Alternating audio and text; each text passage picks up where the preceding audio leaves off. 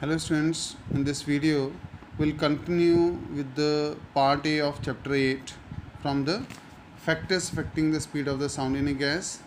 Till second factor we have discussed in previous video. We'll continue with the third one, effect of humidity.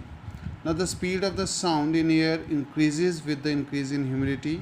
As you know that this density of humid air is less than the density of dry air because humid air contains water vapor and water vapors are lighter than the dry air, that's why they are rising upward. So density of the water vapor is about 5 by 8th times the density of dry air at ordinary temperature.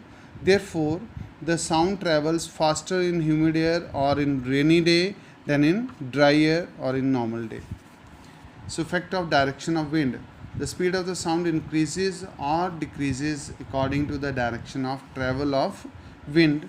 If the wind is blowing in the direction of propagation of the sound, then the velocity of the sound will also add in the velocity of the sound in normal air. So velocity of the wind and the velocity of the sound in air, that is V plus W, will be considered. And when the velocity of the wind is just opposite to the velocity of the sound in still air, then we'll consider the velocity of the wind with minus sign. So the overall velocity of the sound according to the opposite direction of the wind, that is V minus W.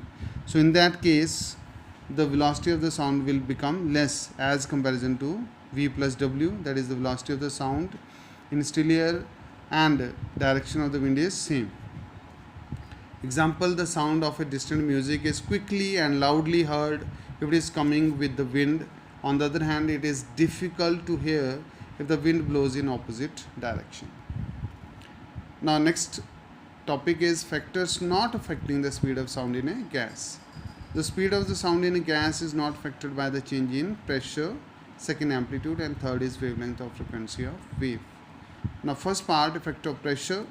The speed of the sound in a gas is independent of pressure. In the formula, as you know, V is equal to gamma P upon rho. The ratio P upon rho remains unchanged because if you will double the pressure, density is equal to mass upon volume. Mass will remain same, but volume will reduce to half. And this half factor will come to the numerator, like this numerator 2 will cancel with this denominator. Just like this, P over rho is the ratio for velocity of the sound in air. So if you double the pressure, density can be written as mass per unit volume, but volume will reduce to half, mass remains same. This 2 will come over here, so this 2 will cancel with this numerator 2 and will again have to the right side P over m upon V, which is density, and left hand side is again equal to right hand side. Means it will not affect the velocity of sound. So there is no effect of pressure on the velocity of the sound. Second is effect of the amplitude of the wave. The speed of the sound does not depend on the amplitude of the sound wave also. It depends upon elasticity and density. Third one, effect of wavelength or frequency of wave. Speed of sound even does not depend on the wavelength or frequency of sound wave. So these are the three factors which will not affect the speed of sound. Comparison of the speed of sound with speed of light. As you know, the speed of light is maximum, that is 3 into 10 by 8 meter per second, and the speed of the sound is 330 meter per second in air. There are the following 4 points. First is light waves can travel in vacuum, but the sound waves cannot travel in vacuum. Speed of the light is quite high, that is 3 into 10 by 8 meter per second, and speed of the sound in air is 330 meter per second at 0 degrees Celsius. Third is the speed of the light waves decreases in an optical denser medium, just like speed of the light in water, that is 2.25 into 10 by 8 meter per second, and in glass it is 2 into 10 by 8 meter per second. While the speed of the sound waves is more in solid, less in liquid, and still less in gases. So in steel it is 5100 meter per second, water 1450 meter per second, and in air it is 330 meter per second.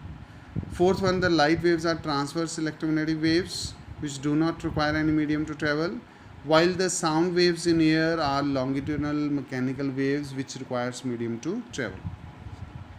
Consequences of the large difference in the speed of the sound and that of light. First is thunder and lightning.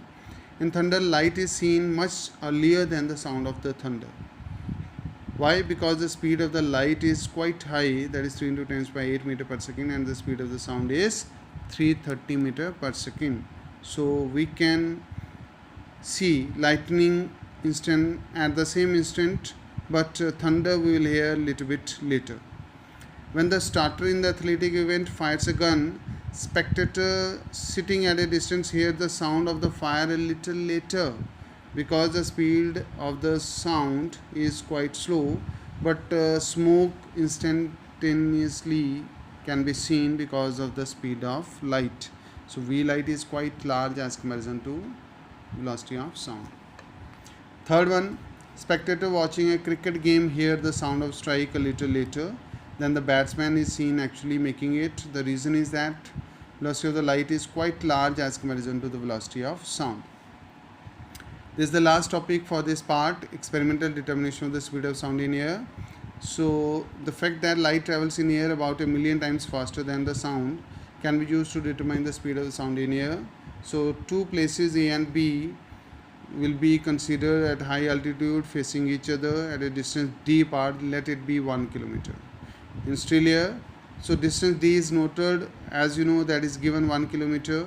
So there is observer A. First let the observer A is observing the sound which is created by B observer. So time taken by the sound to reach at observer A position is T2, and B observer observing the sound at its place created by A, that is at T1 time. So simply you can interchange also, no doubt in that. So simply you can take the average of this T1 plus T2 divided by 2 just to avoid the error. Okay, and V is equal to distance upon time. Distance is 1 kilometer. Time will not consider T1, will not consider T2, will take average of this. So T we will consider. So D by T will give us velocity of sound. So in this experiment we measure the time interval 2 times, first for sound to travel from place A to B and then from place B to A. So T1 plus T2 upon 2. Why we are doing like that? Just to eliminate the error arising due to the flow of wind. However, the speed of the sound which can be determined is not still very accurate, because there are a contribution of the physical conditions also, like temperature, humidity can change the position, this velocity of the sound for these two places. So there can be a variation, but this is an idea to calculate the velocity of the sound from at a place which is considered 1 kilometer far from these two observation points. So this is an idea. This formula you can learn, as this is the simple one, like you know. So this can be applied to find the solution for the numericals. So in next video we will discuss the numericals related to this part. Thank you very much.